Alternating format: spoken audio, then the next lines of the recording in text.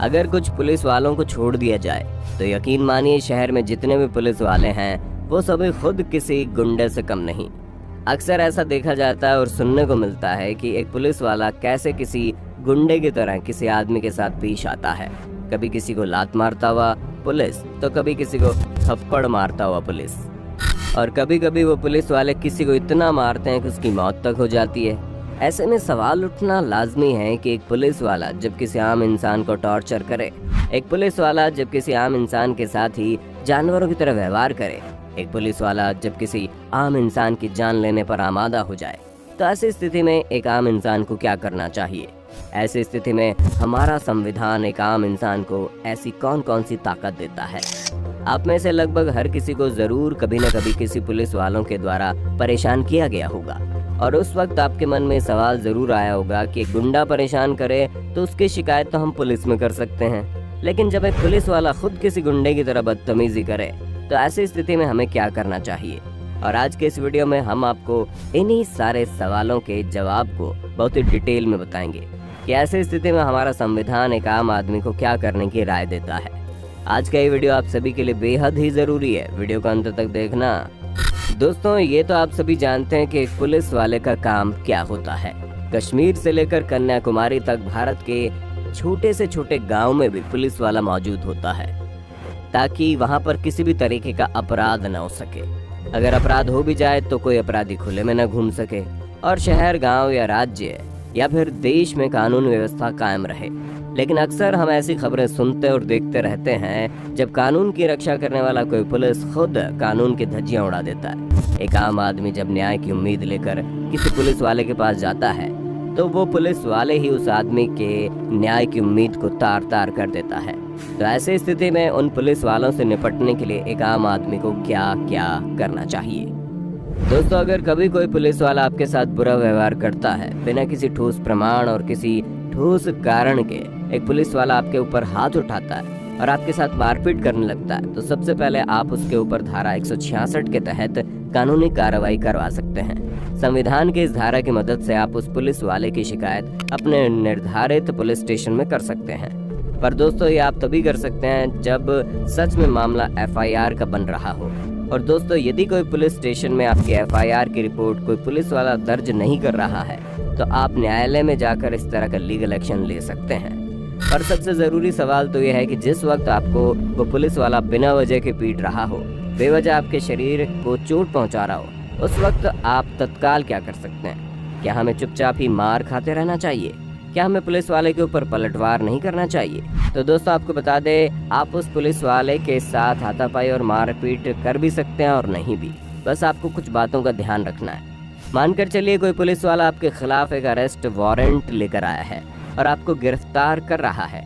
अगर उस स्थिति में आप बिना वजह उस पुलिस वाले के ऊपर हाथ उठाते हैं और पुलिस वाले से हाथापाई करने लगते हैं तो ये अपने ही पैर पर खुद से कुल्हाड़ी मारने के बराबर होगा।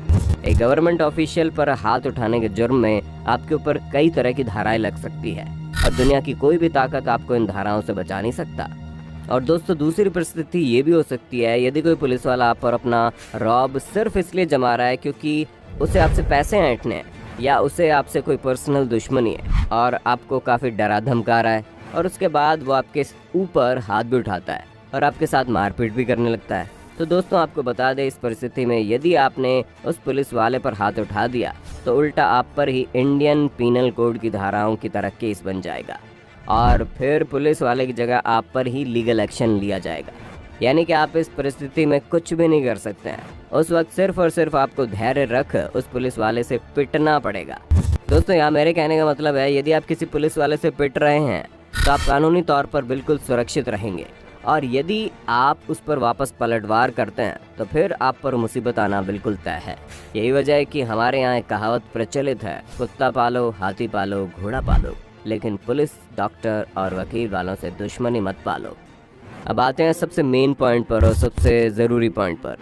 अब तक मैंने आपको जो भी बातें बताई, इन सब के बावजूद भी एक अलग परिस्थिति होती है, और वो है आत्मरक्षा, जिसमें आप किसी पुलिस वाले पर धाराएं 96 से लेकर 100 तक के तहत अपनी जान बचाने के लिए यानी अपनी आत्मरक्षा के लिए प्रहार कर सकते हैं, और यहाँ तक कि आप उसकी जान भी ले सकते हैं। पर दोस्तों ये आप तभी कर सकते हैं जब उस पुलिस वाले से आपको अपनी जान का खतरा हो।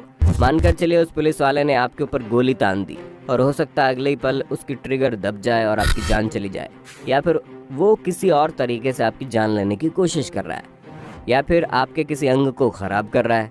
ले देकर वो आपकी जान का दुश्मन बन गया है। तो हमारे संविधान का सेक्शन 99 ये कहता है, यदि कोई व्यक्ति जो लोक सेवक या सिविल सर्वेंट है और वो अपने कर्तव्यों का सही ढंग से निभा कर रहा है, तो आप उसमें किसी भी प्रकार की बाधा उत्पन्न नहीं कर सकते, वरना आपके ऊपर कानूनी कार्रवाई की जाएगी।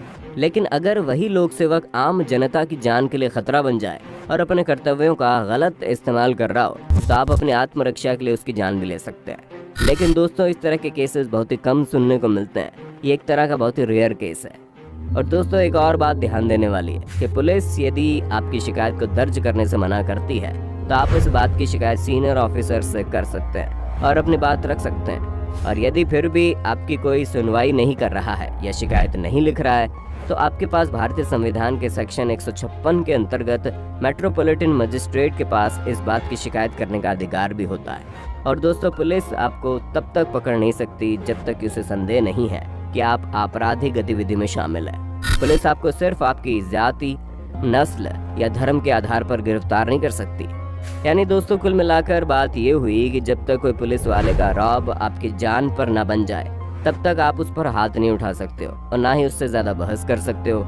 और इस बीच वो पुलिस वाला आपके साथ चाहे जितने भी गाली गलौज करे, मारपीट करे, आपको वो सब सहना ही होगा। लेकिन अच्छी बात यह है कि आप इन सब के बाद उस पुलिस वाले के ऊपर लीगल एक्शन ले सकते हैं, लेकिन आप कानून को अपने हाथ में लेकर कोई भी काम नहीं कर सकते। यकीन मानिए जैसे ही आप पुलिस वाले के खिलाफ कोई भी लीगल एक्शन लेंगे, वो पुलिस वाला बेबस होकर खुद आपके पास चल कर आएगा, आपके पास गिड़गिड़ाएगा, आपसे माफी मांगेगा, क्योंकि आपकी शिकायत के बाद उस पुलिस वाले में सिर्फ सस्पेंड होने का डर नहीं, बल्कि अपने इमेज और पोस्ट की धज्जियां उड़ने का डर भी होगा। और तो और यदि अदालत में आप उस पुलिस वाले को दोषी ठहरा देते हैं, तो संभव है वो पुलिस वाला अपनी नौकरी से भी हाथ धो बैठे। दोस्तों साल 1972 में देश भर में इन पुलिस वालों के बदतमीजी को देखते हुए एक गाइडलाइन जारी की गई, जिसमें लीगल एक्शन लेने की प्रक्रिया में ऐसे ऐसे बदलाव किए गए जिससे आम जनता को ज़्यादा परेशानी ना हो और पुलिस वाले भी अपने कर्तव्यों और अपनी वर्दी के रौब का गलत तरीके से इस्तेमाल ना कर पाए। पहले गाइडलाइन में ये कहा गया कि जब भी कोई पुलिस वाला किसी को भी अरेस्ट करके ले जाता है, तो उसे अपने आइडेंटिफिकेशन का खासा ध्यान रखना होगा, यानी उसके वर्दी पर उसकी पोस्ट के अनुसार स्टार रैंक होना और उनके नाम का बैज होना आवश्यक है।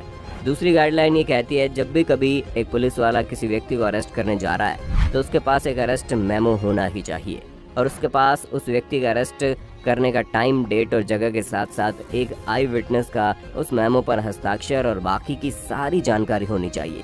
दोस्तों एक और गाइडलाइन ये कहती है कि जब कोई व्यक्ति को कोई पुलिस वाला अरेस्ट करता है और अगर उस समय उस व्यक्ति का परिवार वहां मौजूद नहीं है, तो ये उस पुलिस वाले की ही जिम्मेदारी होती है कि वो उसके परिवार को 24 घंटे के अंदर सूचित करे। तो दोस्तों उम्मीद करते हैं आपको लगभग आपके सारे सवालों के जवाब मिल गए होंगे। अगली बार जब भी किसी चौराहे या फिर शहर के किसी कोने में अगर पुलिस वाला किसी आम आदमी के साथ बदतमीजी करता हुआ दिखे, या फिर आप खुद पुलिस वाले की बदतमीजी के शिकार हो, तो आप कानून को अपने हाथ में न लेते हुए ज़रूर उस पुलिस वाले को कानूनी रूप से तमाचा मारेंगे। दोस्तों आपको ये जानकारी कैसे लगी और पुलिस वालों के रौब और बदतमीजी से जुड़ी अगर कोई और सवाल आपके मन में है तो हमें कमेंट सेक्शन में बताइए। हम अपने अगले वीडियो में आपके उन सभी सवालों के जवाब को डिटेल में बताएंगे। वीडियो अच्छी लगी तो लाइक करें, हमारे चैनल को सब्सक्राइब करके बेल आइकन को ऑन करना बिल्कुल